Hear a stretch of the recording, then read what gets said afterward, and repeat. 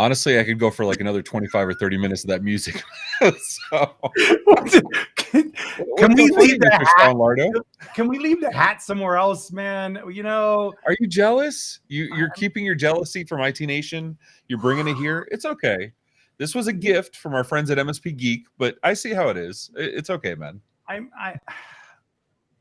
Okay, so between the music and your hat, I'm really sort of not sure where to go with this at this point. That music is long. 5 minutes is a lot. You know, I have a hard time with attention deficit.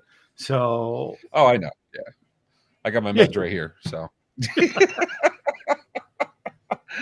okay, so what's up, everybody? Welcome to this PitchIT Vendor Spotlight. We're doing these once or twice a week over the next 17 weeks to highlight the vendors that are competing, and we love a good competition, over in the ConnectWise PitchIT event. And joining me, as always, well, before I introduce him, I like teasing him a little bit, drives him fucking nuts.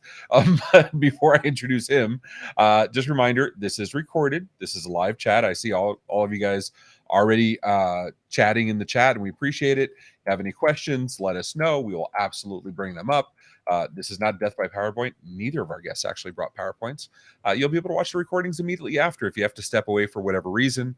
And if you have any questions, because this really drives you nuts, go reach out to Sean. But without much further ado, the illustrious grand premier host of the ConnectWise PitchIT events, Mr. Sean Lardo. How you doing, my friend? I'm great. I am fantastic. We add more, you know, I feel like it's like after the name of somebody where they put like MD, PhD, you know, like that. OPP, UNITY. Yeah, I got you. Right. Well, yeah, because that's unity. So yes. I think like mine are the pre instead of the sub. I mean, I'm happy with it. I'm doing great. No, so for those that don't know, the videos are getting edited now. I don't think Phil, have they been released yet from IT Nation last week? No, right? You can give me a nod or a shake. It's all right. Not yet. Okay. So whatchamacallit. So Sean and I recorded some interviews with current and past contestants for PitchIT. The ones from past contestants, including last year's winner, Cam from AlertOps. Yep. And the last year's winners that were that are now head coaches. Well, and the winner from 2 years ago with Gene from Traceless too. So you got both. Absolutely. You get the last 2 years first place winners, and then and then our head coaches because they're pretty. And the head coaches, and we have somebody going. We have some contestants going for round 2 because they're not giving up. Talk about perseverance. So my favorite. That's my favorite core value. Yeah, but as you watch the videos, I'm not sure which order Phil's going to release them in, but my introductions for Sean had more and more adjectives as we. You were, but I was surprised you knew that many big words. I'm so proud of you. But I hate to say it, I had a Scrabble dictionary next to me. It was fortuitous. Wow, we're still going and still going, man. Let's visit real quick. Secure was great, right? I mean, Secure was phenomenal. One of my it's genuinely one of my favorite conferences because I tell you all the time. I've told you for years, ConnectWise is my home, right? Like IT Nation Connect is my home. IT Nation Connect is a monster of a conference. It's like mini Dreamforce. It is. I mean, I'm pretty sure you go from one session to another, they're different zip codes. But by contrast, IT Nation Secure was 1,000 attendees ish, just under that. No, well, there were all said and done over 1,400 people were there.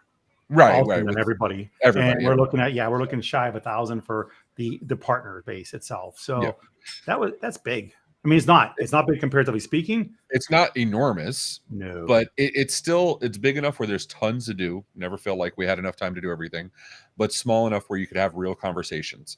Agreed. And we took the opportunity to interview several of the people there right there on the show floor. So go watch those interviews. But for now, let's assume nobody watching this has ever seen PitchIT, right? Sure. They didn't see your amazing event last year. They are unaware of it this year. Can you describe quickly what PitchIT is? Simply put, PitchIT is it's a competition for vendors that are startup, right? And startup vendors that are involved in the space that are complementary to ConnectWise that are also serving our end user, the partners, right? That's a fact. But it's a competition for them to get engaged to possibly win 70 grand if they take first place, or 30 if they're in second place. last year we revamped the program a bit and we turned it into an accelerator incubator program, right? Because ConnectWise, selfishly speaking, we want them to have staying power.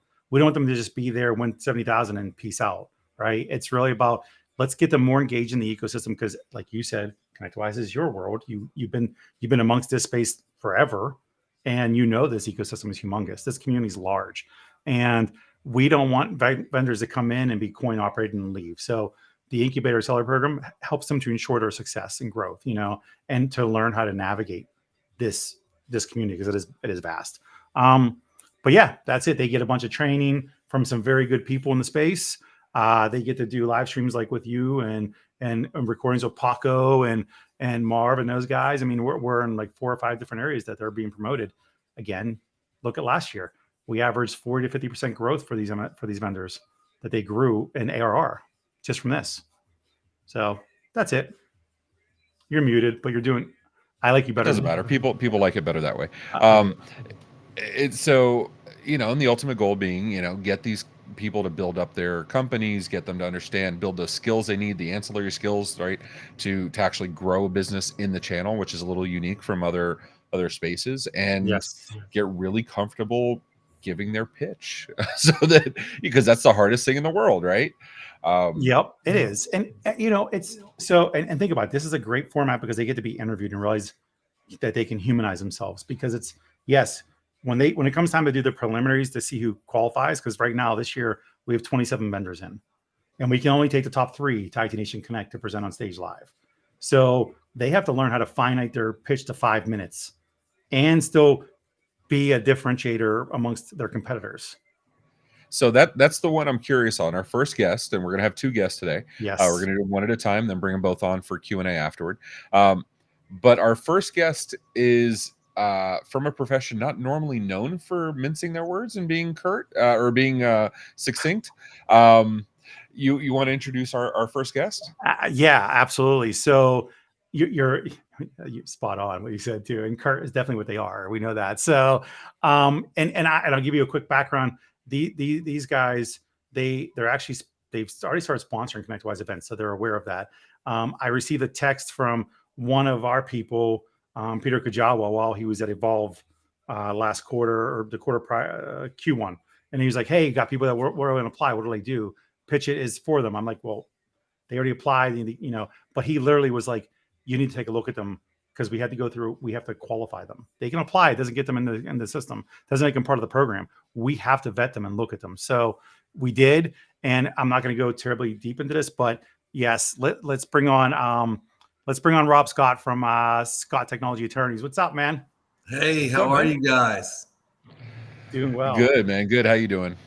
Fantastic. Thank you for having me on. So how do we pronounce this? Monjur? Monjur. So let me start by saying we're just doing a brand change. Yep. Many people in the industry know us as Scott and Scott LLP or Scott Technology Attorneys. Yep. We've been in managed services for almost 2 decades, but we've created this cloud-based solution that's the subject of the show, and we've rebranded to Monjur, and we pronounce it Monjur. Some people want it to sound French and say Monjur, which I'm fine with. I was like, did they get that across? I think it sounds a little like Jumanji, Oh, yeah. It's very close to Jumanji. You're just begging to wear the hat. He needed the hat.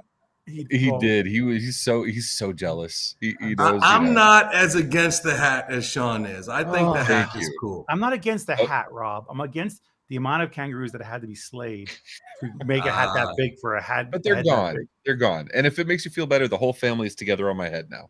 So, all right. So Rob, so talk to me about the name change first, because you've been in the industry a long time. Your name comes up over and over. We hear it all the time on Reddit and stuff like that. So let's give us some background first on you and what you've been up to now prior to Monjur, or prior to the name change. Yeah, so I've been the managing partner of a boutique intellectual property and technology law firm we started in 1999. And one of the areas of practice that developed over the years was representing managed service providers and cloud hosting providers and other people in the channel and licensing transactions, disputes. privacy matters, you name it, just a typical, what is now commonly known as a computer law firm. But when we started, there was no such thing as a tech lawyer or computer lawyer when I started. I'm 52. I graduated law school from Hofstra University in 1996, and there was no category in computer law or tech law or privacy law at all. And so I managed to wind up in a law firm that was very focused on that, and we were very successful. We did over 200 engagements for managed service providers, where the engagement was help me build my customer contracts. And 15 months ago, we decided to turn that practice into a SaaS-enabled professional service, where we reimagined our law firm as a SaaS solution and reimagined the way we charged for our services, which was typically on an hourly or fixed fee basis. And we took the same model as managed services and SaaS, and we now charge a smaller monthly fee.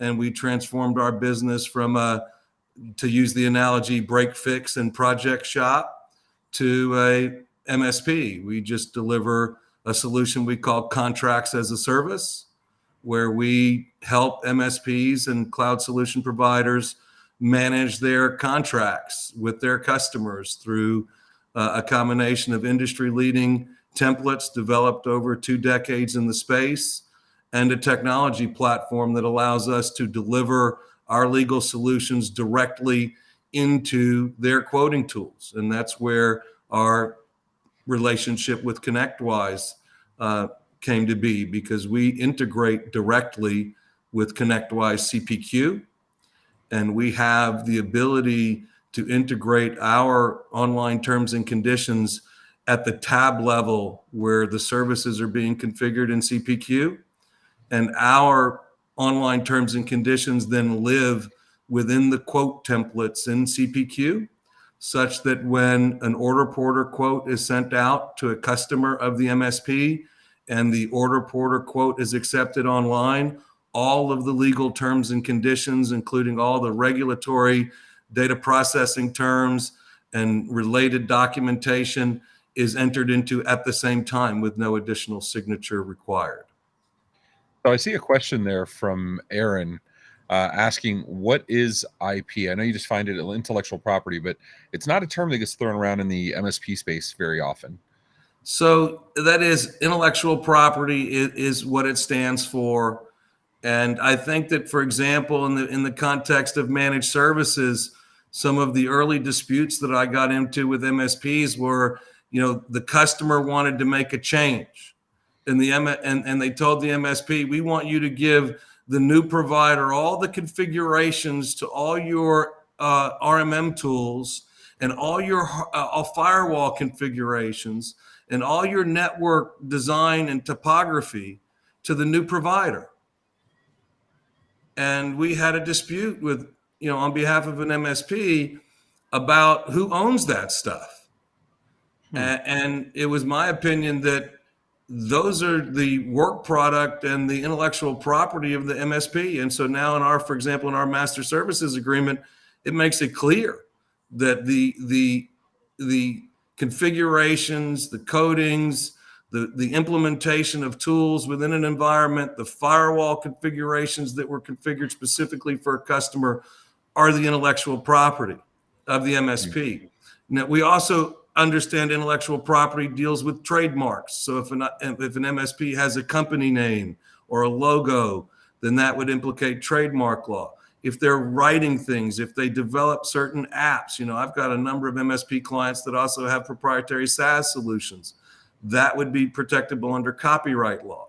And then there could be certain instances in which MSPs are inventing things. I've got one client who's an MSP in the security space, and he's invented a conversion of a radar system into a surveillance system. That could, for example, be patentable subject matter, which would also be in the realm of intellectual property. Awesome. So I see another question here. Richard says, Aaron says, thanks. Richard says, my contracts were created years ago. Why do I need a monthly service for this? Well, that's a really good question. Most on as a service. MSPs push back more on that than any other industry I've ever seen, which is Isn't it ironic. interesting, because that's what they're selling to their customers, right? Yeah. So, but look, nobody wants to sign up for a long-term commitment when it's uncertain what the long-term value is going to be. If it really is a one-time project and it's not an ongoing service, then it doesn't make sense to pay for it over a long period of time and to be, in a long-term contract. But what's changed in managed services in the almost 2 decades that I've been involved with it is, in fact, the frequency needed to keep your contracts updated. I'll give a simple example. In the context of data processing agreements, this would be the regulatory terms and conditions that MSPs have to enter into with their customers as required by laws, privacy laws. And there are 3 main federal privacy laws that require data processing agreements. But what's changing now is the states are all passing laws. And there are 6 states, for example, that will be coming out with data privacy laws between now and the end of next year. And if you're doing business with clients that could be operating across the country, which many MSPs, even small ones, have that situation, they're going to need to be able to demonstrate compliance with these various state laws. So there's going to be 6 updates just on that point alone between now and the end of next year. The other thing that happens is that the technology is changing rapidly. For example, whose managed services contracts today deal with the issues that arise in AI? I would say that Richard, his agreements are not current on those topics. What about the vendor risk issue that came to fore with the Kaseya ransomware attacks? How many people's agreements are drafted in such a way that if their client was the subject of an incident caused by a vendor, that they would be legally protected? And in order to do that, it requires you to update your agreements to disclose who all of your vendors are. So, for example, we have something called the Schedule of Third-Party Services. It lists all the vendors that the MSPs use and has a waiver from the customer of the right to sue the MSP. We update that every quarter. The final thing is that the way that MSPs bundle and describe their services changes frequently. They go to conferences, they speak to experts, they have consultants, new offerings come out. For example, we recently launched a service attachment for managed compliance services. Many MSPs now are understanding that there's a huge opportunity to sell security solutions with a compliance focus, because there are many customers who will do something because it's legally required that won't do it because it's a best practice or because they recommend it. And so the laws are evolving rapidly. The industry is evolving rapidly. And you're entering into new contracts all the time. Your old contracts from 3 years ago are stale as bread. If you bought a loaf of bread 3 years ago, what would it look like today? That's my opinion of what your contracts are like. They just get stale. And that's why before we had no ability to monitor and update what our clients' contracts were like. But with this cloud-based solution, we're hosting them. And we have the ability to compare them to our master templates, which we maintain on an ongoing basis. And that's really the genesis of the as a service model, and why I think years ago it probably wasn't as necessary as it is today, because you could go 3 or 4 years on a standard set of templates without really running into a lot of trouble. Today, I think many parts of the customer stack have to be looked at quarterly, and others no less than annually. So I know what Sean's going to say here. Sean's going to say, you've been talking for 10 minutes. I can see it in his face. I can see it in his face. Sean's going to say, and I appreciate that. So I'm a data-driven person. I'm the kind of guy that goes deep dive. I totally love, I will sit here and listen to this for hours and hours and hours. Yes, you will. Which is not going to make for the best live stream, honestly. But we have 4 minutes left. Sean's asking for the elevator pitch here. What is, Sean, give me a time. 60 seconds, 45 seconds. Yeah. How about An elevator pitch we know is no less than 20 seconds, no more than 60 seconds. Fit it within that format and you're good to go. So what is your elevator pitch of what you do? So Monjur is a SaaS empowered legal service for IT managed services that allows IT service providers to collapse the sales and contracting process into one online step with experienced attorneys to help them keep their contracts updated and in compliance for a low monthly recurring fee. Perfect. How do you Right do it? there. Good? That is very good. Yeah, like the reason why is because Rob, you've been around long enough to know this. You only meet people for, especially at conferences. You have 10 seconds, right? It's like, what do you do? And it's like you're on, right? And so it's important. A lot of people they struggle with that elevator pitch. I don't know if you saw. Like I was actually watching the people from PAX 8 Beyond that are doing their 30-second, elevator pitch. And I talked to Matt Solomon today, and Matt Solomon's probably Sarah. Of course, you like the longer version. That's fine. But Thank you, Sarah. I like it too, but I want to make sure you can boil it down, and you can, which is nice because, like Matt Solomon said, he struggled on stage for 30 seconds. How do you boil? You have so many moving parts, and you want to talk about. No, and absolutely, and that's so. To be fair, here live stream, you have a dedicated audience. Much easier to go long. More data is better, no question. But like you've seen it, you've sponsored conferences. If you take 10 minutes or 50 minutes to talk to somebody at a conference, you are wasting your money, and especially. Most of us are paying $40, $50, $250,000 to be there. Those minutes count, right? So, one of the things Sean and I used to be very cognizant of, even before he worked for me previously, like when I go to his booths, would be in and out, in and out, in and out. Just meet them, set up the next meeting, move on with life. Give a reason. Those elevator pitches are important, really important. They're extremely, because you have one moment. And that's all you have. We know that for lots of people. When you said that, when you're, and yeah, we did focus on. You have to be able to focus on a finite way to discuss what you're doing. Actually, you did really good, Rob. I mean, Thank you. I hope the rest of the group is watching you say that because they might be screwed. So, well, thank you for that. I appreciate that. Absolutely. No, and you did good, and you did great explaining the long term of it too. Because when you went in depth, again, you were very, very finite in what you guys do and answering the question of 3 years ago. And stale bread made a lot of sense to me completely. Which again, I don't eat stale bread, Ray.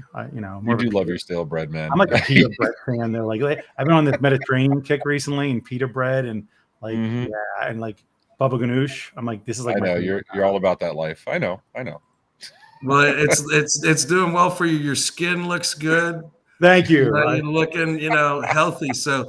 That Mediterranean diet, it's got those healthy fats in it, and it's working well for you. And it pairs well with a good bourbon or scotch at times. You see that? It's perfect. It's perfect. Or breakfast bourbon that we found over at ITNS. Hey, Ray, you can't drink all day unless you start in the morning. There you go. I couldn't agree more. I'm glad you know what? Consistency and perseverance is key in this. So is that what we're going with, really?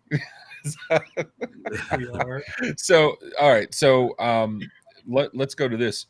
You've been doing this for a while. You've seen the pitfalls, you've seen the wins in the MSP space when it comes to contracts. You've obviously thought about some stuff that I hadn't thought about before, like the designs. And I was that schmuck that was just handing over everything. Here's my designs, here's my everything.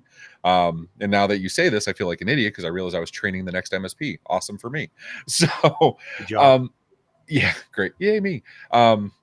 So this move to as a service, was there a specific incident that happened that made you say, look, we need to do this on a regular basis? Or had you always been doing this under the previous name, and you'd always just regular, because we update our own contracts, I think like every year, every 2 years, something like that. Were you making that a practice, or was it like a light bulb moment where you're just like, we need to do this? It was really more of the light bulb moment. We had always delivered our services through email and Word documents. And once the Word documents got to the client, we really had no ability to really keep track of, monitor, keep updated. So we were selling it as a one-off, here's a project, we'll do your agreements and we'll deliver them to you. And if we don't hear from you, we'll assume everything's okay. And it was really a stupid model for us. I frankly felt bad when we launched this, and I was calling clients and was like, yeah, Rob, I've been on your same agreements that you drafted for me in 08 and they're working great. I'm like, I love that you got that much value out of that engagement in 08, but buddy, things have changed a lot. Yeah, just a little bit, just a little bit. And I felt a little guilty for not having a better solution to keep them updated. And so now we use these smart link builders to put our clients' documents on these smart hyperlinks where we host them and we can update them and change them. But the links that live in their CPQ quotes never change. They always point to the live agreements. So what I want is I want the MSP audience think about what was the last time you updated your own agreements and how integrated are they with, if you're using, I can't call it anything but Quozel, especially now you dated yourself. I did. Yeah. I did. So I want the MSPs to think about that. Thank you, Rob. We'll bring you back on toward the end. But think about, what was the last time you updated your contracts and all that while we bring on our next guest. Our next guest is also no stranger to the channel. He's done this rodeo a few times. He's obviously a masochist. I mean, he is a masochist. He shares your haircut, so he is a masochist. It gets us through the pain faster. Yeah, aerodynamic. I mean, that's. And while his name sounds more like a Viking than a safari trip, I'll go ahead and take off my hat because I know it perturbs you, Sean. No, I've gotten rather attached to it. Please put it back on. Oh, have you really? No. All right, I'll bring Jack on later again. That's the name of the kangaroo that. So why don't you introduce our next guest, Sean? So yes, you already gave the layout of him. He's no stranger. He's been around, involved in larger and smaller companies. For some reason, he loves to post pictures of himself post drumming session where he's sweating profusely and like there's I don't know what I don't. We call that the Tony Francisco.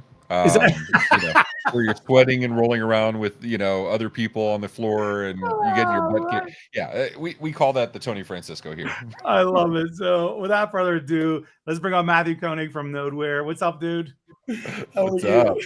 Nothing better than seeing Matt. He's in a damn hotel room. It's just so consistent. Obviously, you're at Beyond, I'm assuming. Yeah. So yeah, when am I not on the road? Right, exactly. It's perfect. This is like you. Yeah, I don't think I've ever seen Matt I'm not even sure you have a home. I think it's just traveling nonstop. It's you, Henry, Tim. Like it's certain people that are just never home. I would just rent a storage place and just have my stuff there and not have a house. Seriously. No, I have a couch and a TV in it. Yeah, exactly. Okay. All right. You can do like the van life. You can do like the whole like Jack Kerouac thing and just, be the Jack Kerouac of the channel. Exactly. I realize half the audience has no idea who that is. So I'll just no. But what's up, Mathew? How you doing? Yeah. So let's talk about Nodeware, man. Tell us. Well, for people that don't know you, which would be weird, brief background on you, and then also about Nodeware. Okay, quickly. I've been in the channel for 15 years. I was the worldwide sales director at Rapid Fire Tools. I've worked for Breach Secure Now, Galactic Advisors. Really, my specialty is helping companies come into the channel and doing all the weird things, as you guys mentioned earlier, that they're going, huh? We got to do that? And getting them over those humps so we can be successful. And Nodeware, real quick, it's a continuous vulnerability scanning tool, right? It's internal and external. It provides remediation advice. It's platform agnostic. It deploys in under 30 minutes. And one of the big things is you're working off of a dashboard, right? And not reports like some of the other tools that are out there. And it provides full remediation advice when you click on a link inside the dashboard. So it's really cool. Oh, it also provides a full asset inventory. So when I say that's full, nice. We've got an MSP.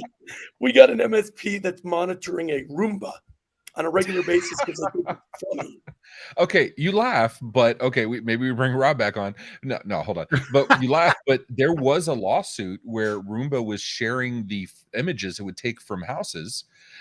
You wouldn't know. You have no house. We get it. But like, but like the Roombas were taking pictures of houses and then they leaked the images online. Like they were sharing it amongst each other in Facebook groups and other social. And there was a major lawsuit about it. Wow. So maybe you do need to monitor your No, data going out of the Roomba. if it's got an IoT or it pulls an IP address down, we're going to bring it back. Now, we do give them away if they want to eliminate IPs or IP ranges really quickly, so they don't have to pay for it. This particular MSP thought it was hysterical. So when they go out to new prospects, they go, don't lie to me about your assets because we will find it. It's like Charles Bronson. That's like, Oh, it's like that's rock what is that? I have a very concept. special That's set of awesome. skills. No, Liam Neeson, yeah. Charles Bronson. Yeah, I could see it. I could see it. I I'd mean, love let's to be see honest. Bronson was Neeson before Neeson. I mean, Well, it was Bronson and Eastwood. Let's be honest. If we really oh look yeah, at it. yeah, that's true. So, That's and true. but Bronson had the stash. Yeah, And I true. mean, Death True. Wish. I mean, so many movies I should not have watched as a kid, but they were so good. They made sense. They did. They did. So let me ask you. Okay, so you may not know this about me, Matthew, but I'm actually a network engineer by trade and training. So I tend to get geeky, and this is where Sean's eyes glaze over. You said it finds anything with an IP address. Correct. However, you can be on a LAN without an IP address. You can have a MAC address, never having received an IP address. Will Nodeware find that? In most cases, yes, because it looks for the fingerprint information. Okay, cool. Yeah. That's all I have for today. Have a great day. Now, I had a guy yesterday ask and say that he was looking at several products that wouldn't pick up infrastructure, routers, switches, that kind of stuff. And That's we picked weird. up all of that. Yeah, I thought so too. I mean, we roll it out a couple of ways. The first one's a sensor, put it on the main network, Hyper-V, VMware, Windows services. It's no utilization. It's less than 2%. So you could put it on an existing box. And that really phishing net goes out and collects the infrastructure. And then we give a silent script to push out the agents to the remote devices. So you're getting all that information as well. And I mean, the reason that's also important, besides the fact that you have remote people now, is like me. As you said, I'm never freaking anywhere except for a hotel or a plane. So you're never going to get me if you plan a scan. And I'm the one you want. Yeah. The reality is, I'm on a plane in a hotel. You want to scan me. So what's nice is, as soon as I connect to the internet anywhere, it reaches out, it scans me, and it brings the information back. Nice. Nice. I Do you love have automation. Sean, did you see Dean's comment? Lobster face, you want to, or Zoidberg, sorry. Yeah. Oh, yeah. How easy is this to use? Okay. Yeah. So, every single MSP is saying anytime it becomes too robust, they have three major questions. How much does it cost? Yep. How easy is it to use? And how easy are you to work with? Those are the three predominant things we talk about, right? So that's great. Let's talk about this. So how easy is it to use as a sales discovery tool even? It's really easy to deploy. If it takes you more than 30 minutes, you did something wrong. But part of our onboarding process is we actually take the MSP by the hand and we help them onboard their first client while we're training them. So first of all, if anything weird pops up, we can help fix it. But most of all, so we can show them how quickly they can do this. And to your next question, we give anybody that wants it, that's a customer, they can have as many 7-day trials as they want. So you can click a button, you can add a customer, however many assets they have, and you can scan them and bring that information out to the customer to show them any critical, high, medium, low vulnerabilities that they may have. I'd be careful with that. I know quite a few MSPs that have taken advantage of those unlimited trials. Oh, yeah. No. They That's their business model. No, they have to be a customer first. If they ain't in, they ain't getting. And as far as dealing with us, well, you know already that I'm an asshole, but our support sales team is really easy to work with. Look, I mean, as you said, I've been doing this a long time. They report up to me. The reality is we're MSP focused only, and we really want to white glove and take care of our MSP partners and make sure they're getting everything they need out of us. Because at the end of the day, we can think our product's excellent. We can add all cool features, but if it's not what our customers want, it doesn't make any sense. And actually look at the next question that he put up there. So will this present a nice report, that they can wedge in and show the pain? So, and you mentioned white label. Will this report be on their paper, your paper? How's that look? They can white label with their logo. You got to remember, one of the things that I argue about all the time, because that's just me, is this is a sell to product, not a sell through. Their job is to use it to their advantage as part of their security stack or to get that wedge in between what someone else is doing to show them all the vulnerabilities. It's never to mention Nodeware. If you're mentioning Nodeware, you're doing it wrong. Right. Fair. Okay. So again, back to what do you guys do for them? So how do you help the partners be successful in using your product? Well, besides training them and everything, and besides providing support, I've been doing this a long time, and I really, I enjoy teaching MSPs how to sell cybersecurity services. So one of the things that I'll do personally is sit down with them and explain, where does Nodeware fit in your stack? How does it compare against the other tools? Like, I just wrote a white paper that talks about the difference between vulnerability scanning and EDR solutions. Why do you need both? Because there seemed to be some confusion. So one of the other things that I'll provide is, where does it fit and how do you sell this as an advantage? Not Nodeware, but continuous vulnerability scanning. What's the advantage? And I won't go through a long explanation, but one of them is the information is never more than 24 hours old. So if a critical vulnerability pops up, no one, hopefully, it's possible, has exploited that and sat there for 90 days inside your network until you knew the next monthly or quarterly scan. So I can already hear the Slagles of the world saying, is this a pen test? Nah. As a matter of fact, it's funny, and I'm going to plug them because I work for them and I really like their product. We are not Galactic, okay? Galactic is a great pen test, and it digs deep and it tries to break shit and all that other stuff. What we are is we're that's the stuff that's broken. Now, how do we make sure ongoing we don't get to that point, right? Gotcha. Okay. We're the watcher of the foxes to make sure they don't destroy the hen house. I like that. Sean's been kicked out of quite a few hen houses back in the day, so that's. I like chicken. I think you're talking a different version of hen, by the way. I just like chicken. There's a whole well I'm not going to get into there. Honestly, the way I've always explained it, truly, is look, you can do one of two things. You can listen to the doctor when he says, look, this runs in your family. You should probably eat this kind of diet. You should exercise this much, and you should probably do this. Or you can wait till you have the heart attack and then start to do those things. Your choice. We're telling you're saying Nodeware prevents heart attacks. Is that what I just heard here? Or you know what? I'm going to go with that. Maybe we need to get the attorney back on. We better hurry up. You better. Exactly. I'm going to go with that. I use Nodeware every day to make sure my heart stays healthy. There you go. But the reality is, that's what it is. It's making sure you don't get to that point, right? And you're seeing preventative maintenance for your environment. Yeah. And you're seeing it quickly, so nothing happens. Where someone comes in, and you've heard the stories. People break into a network and stay there for 255 days before somebody finds out that they're there. Oh, absolutely. And like back in our day, it was terminate and stay resident. Like that's not a new thing. That's something that's been around for 30 years, but now, we're seeing in the news today where, a breach happens and we start doing the IR and you realize, so the forensic analysis, you realize they've been sitting there for a year. They've been sitting there for 6 months. Sony was like that. That was 4 years ago at this point. Mm-hmm. It happens a lot. It does. And if you don't monitor it, you're doing a disservice to your customers. You just are, because if you're looking at our information and there's a critical vulnerability, which, by the way, we call out on the dashboard. So it's really simple to see that there's a critical vulnerability. Plus, if you have one, you can send it to your support email address, create a ticket. And hint, hint, Sean, we're trying to work with the Invent program. So we have native integration to ConnectWise. Very nice. I digress. But when they see a critical vulnerability, and the information's, less than 24 hours old, they can jump on that immediately.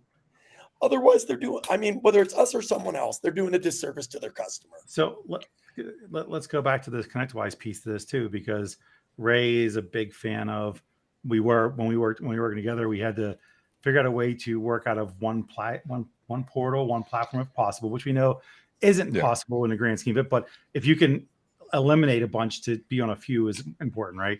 Second, because most of us operate very lean, automation is crucial, right?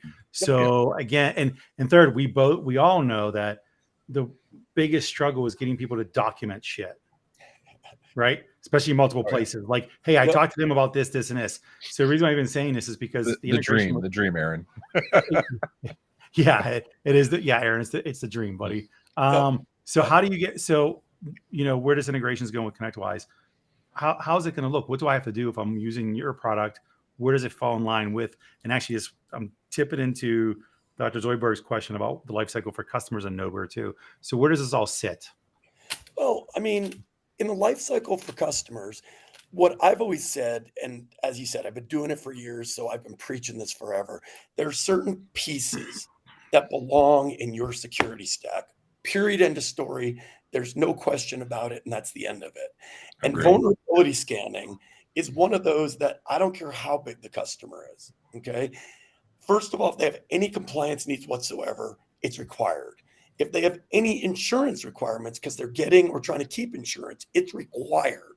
Mm-hmm. All we're doing is taking it to the next level and provide continuous vulnerability scanning.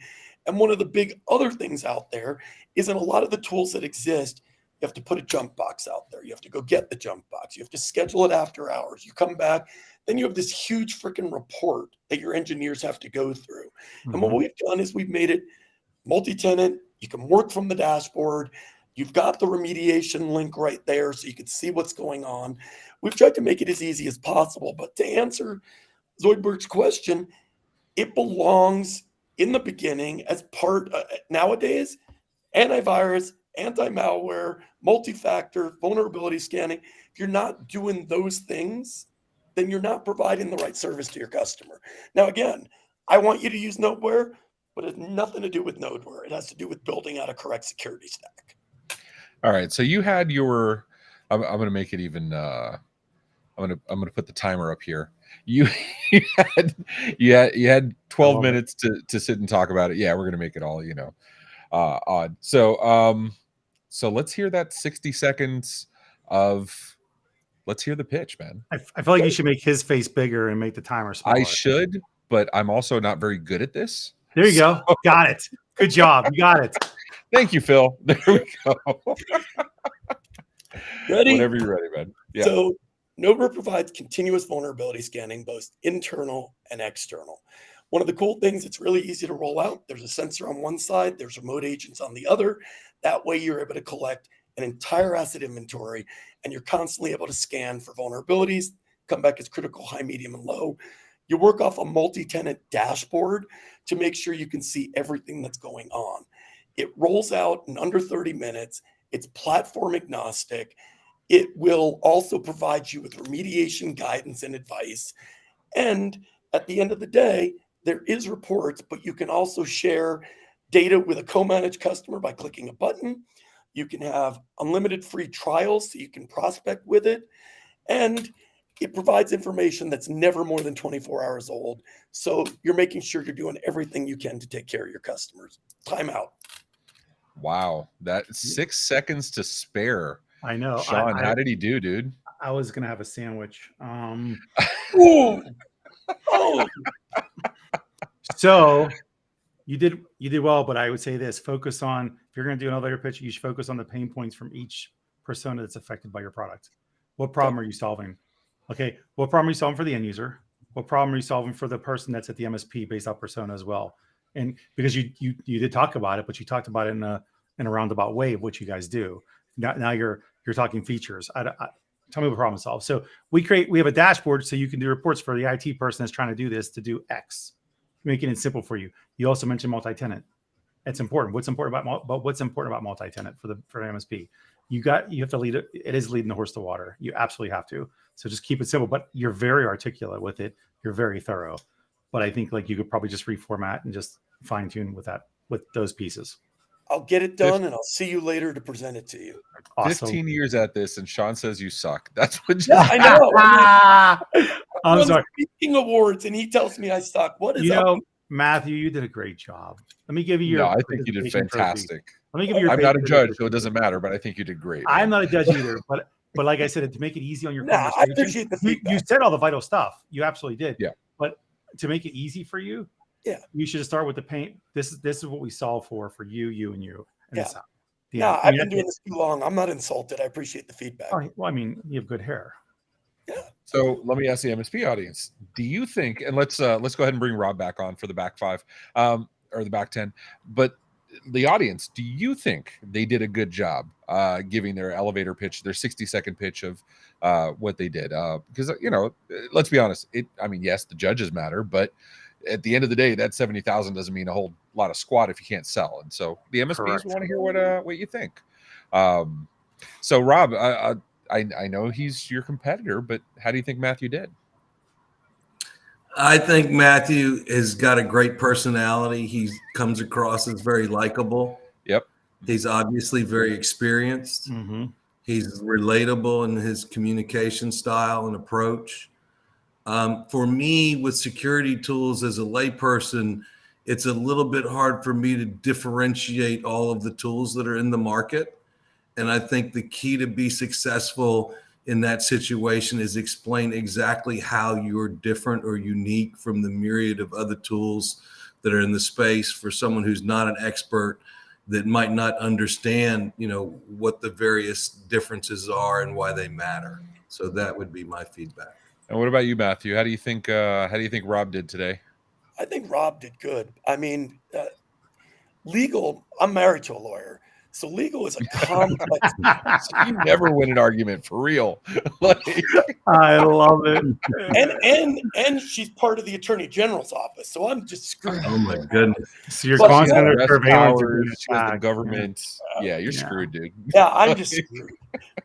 No, but what I liked really about Rob is he really took a complex topic and broke it down to really easily understandable bites and pieces. I mean, I followed along.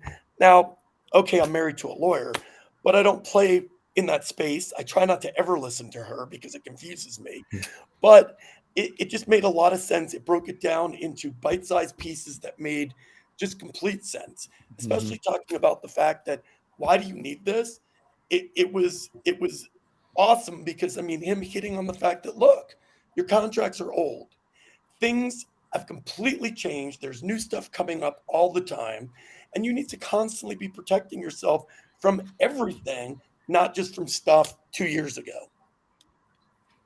So I see Sarah saying she's also married to an attorney. I'm so sorry, Sarah. This is turning into a support group. Yes. I know. Sarah, Maybe send me later on email. I love you. I was going to say, reach out to Matt. He needs your help. Rob, are you married? Do you want to I have your think wife come on? this may be the case that the winners of the argument may be gender driven, not profession driven. My experience agrees with that. So let me ask you guys. Okay, let me start with Rob.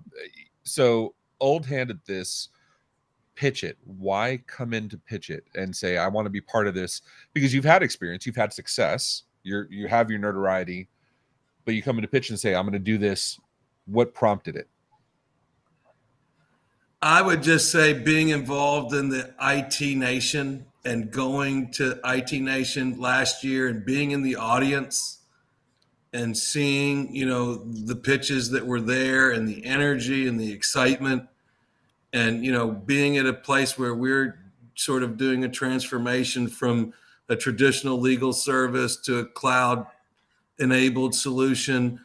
It just felt like something that I would get a lot out of, would be fun and interesting. And, I'm played sports, most of my life and a little competitive in some ways. And so I thought, why not have this as a lofty goal? We're transforming our service and, focusing heavily on the ConnectWise community as a target with our integration with CPQ. So I thought, just that energy and excitement. And I thought, man, if I could get into this would be wonderful, a wonderful experience. And I just saw myself on that stage winning.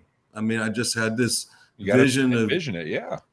Yeah. I love, go ahead, Sean. You had I was going to say, I'm glad you mentioned being at the finals because we did. I mean, it was great. We weren't even we were kind of in an obscure room. We weren't even like main center stage, and we had a sold out crowd. I didn't have enough seats.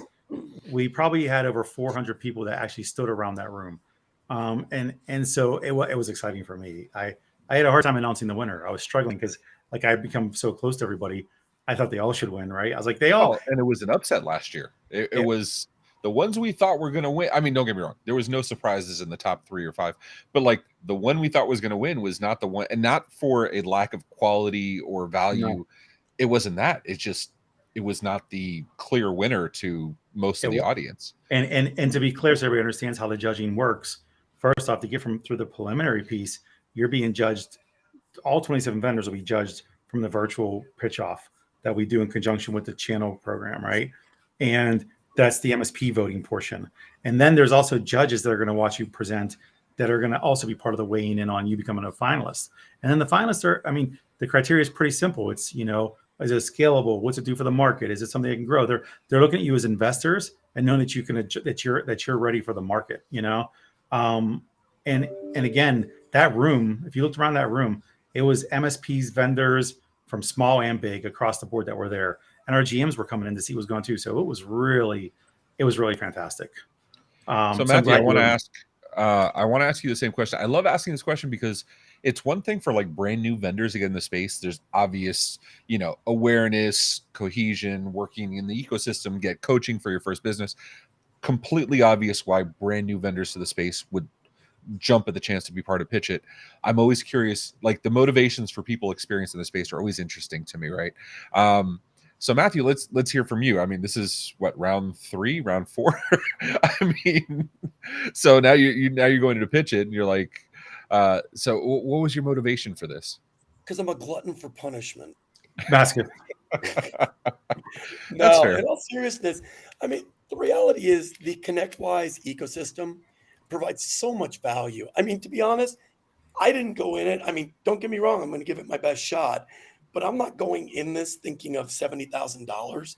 I'm going into this thinking exposure, guidance from a larger company that's been there, done that, and grown, guidance from a company that deals with my target market constantly and consistently, smart people that have different ideas than I may have, because, I've been successful pretty much everywhere I've went. Doesn't mean I don't have a lot more to learn. Doesn't mean I can't gain new ideas that'll help us. Exposure, respectability, the fact that we were chosen for the program, shows that what we have is truly something that ConnectWise believed in, that's beneficial to the MSP community. So at the end of the day, I'm thinking about this from a pure growth and knowledge and everything else standpoint. And the $70,000 would be a great bonus. Awesome. I love it. And so, Sean, also I want to bring up real quick, there was a LinkedIn post you pointed out to me. You want to talk about it? Because PitchIT is not just, you're the face of it, and the contestants all get the, the screen time and the love, but there's so many others involved. Absolutely. I host it, right? But as we know, it takes more than, it takes a community or a village to raise a child, right? That's the same concept here. We made the announcement earlier as in regards to the Cameo coaches, which was that was the change last year. We started bringing in Cameo coaches, people that have done it, like Jameson right there, seen right on the screen. He not only won one year, he was also the head coach of the winning team last year. He's also an advisor for many different things. So he does it. David Brown, talking about public speaking. Well, Michelle, I mean, everybody knows. If you don't know her, then everybody knows Michelle McBain. Yep. Right. And that's exactly what she's talking about. And Jay, again, we're talking about heavy hitter people that have a huge following, have done these things before. Heather, she's already started and sold off 2 companies all around marketing and channel enablement and channel marketing. So every one of these guys has done something. They're a practitioner space, and we're bringing them to teach these lessons. Jennifer talks completely about sales. Again, these are all people that are so ingrained in this. They built their own systems. They built their own companies. It's not me saying it. And they're all teaching individual topics as well. So, I mean, and there's Joe Panettiere. Everybody probably knows him for the most part. My goodness. Never heard of the guy. Never. I know, right? But again, these Cameo coaches, by the way, have dedicated and donated time to do this. They're donating. There's no cost. We're not paying them. And they did it for the betterment of the space. That's only half of the Cameo coaches. Those are the ones that aren't ConnectWise people. The other half are ConnectWise, my colleagues. So again, they're all there teaching individual sessions every single week on whether it's sales and marketing, mergers, acquisitions, or whatever it may be. So if you haven't checked it out, please like and subscribe on everything ConnectWise with PitchIT so you can see what's going on. Absolutely. And Sarah says her MSA was last updated in 2014. I love how you wrote that backward. It's backwards. You're going to have to reverse. You're doing the mirror. It's not going to work. So What happened? he's trying. Oh.